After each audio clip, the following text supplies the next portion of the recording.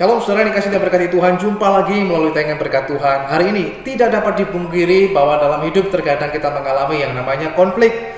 Konflik bisa saja terjadi antara orang tua dengan anak, antara suami dengan istri, antara menantu dengan mertua, antara tetangga satu sama lain. Konflik juga bisa terjadi antara hamba Tuhan, pendeta gembala dengan jemaatnya, atau antara gembala dengan gembala yang lain, pendeta dengan pendeta yang lain. Konflik juga bisa terjadi antara kita dengan teman atau sahabat kita yang terdekat di sekolah, di kampus tempat kita belajar dan sebagainya. Tetapi juga bisa terjadi konflik di tempat kita bekerja, antara atasan dengan bawahan, antara kita dengan rekan sekerja kita.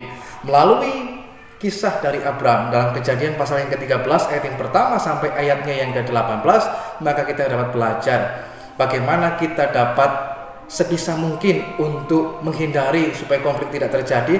Namun bila konflik terjadi, apa yang mesti kita lakukan? Satu kali dikisahkan bahwa ketika Abram tinggal bersama dengan Lot, hewan ternak mereka yang tadinya jumlahnya tidak begitu banyak sekarang menjadi banyak. Persoalannya adalah wilayah tempat mereka tinggal tidak meningkat menjadi banyak, sehingga terjadi gesekan antara gembala Abram dengan gembala Lot.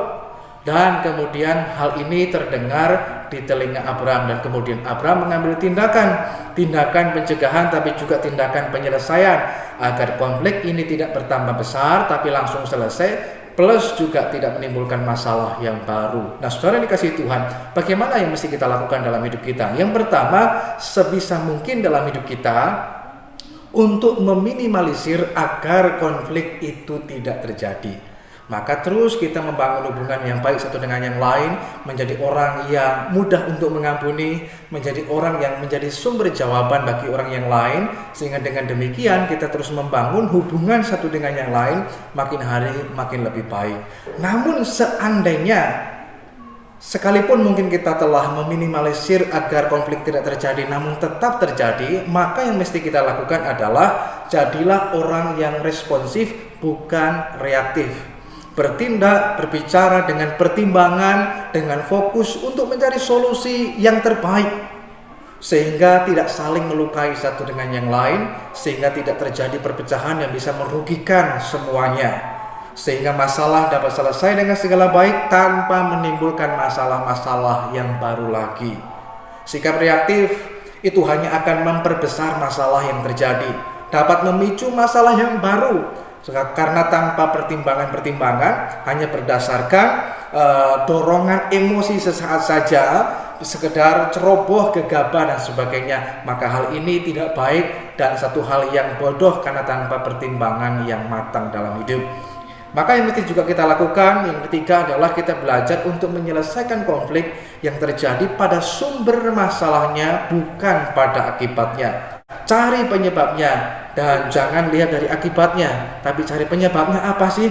Kenapa saya terjadi konflik antara saya dengan suami saya? Kenapa ada konflik yang terjadi antara orang tua dengan anak dan sebagainya? Nah, kalau kita bisa mengidentifikasi konflik yang terjadi, sebabnya apa, maka itu akan memudahkan kita dalam menyelesaikan konflik yang terjadi. Yang keempat, saudaraku dikasihi Tuhan, mari belajarlah untuk menyikapi konflik yang terjadi itu dengan kedewasaan iman. Karena yang penting dalam hidup kita bukan siapa salah dan siapa benar, tapi berproses dalam hidup ini untuk belajar membangun hubungan lebih baik satu dengan yang lainnya.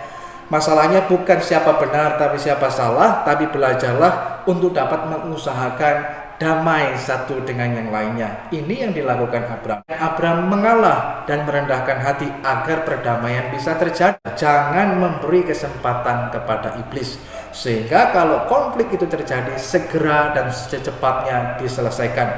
Kalau bisa dalam tempo yang sesingkat-singkatnya, konflik itu harus segera berakhir. Sehingga tidak memberi kesempatan kepada iblis, tidak memberi kesempatan kepada orang lain untuk memperkeruh keadaan yang ada, sehingga konflik bertambah besar.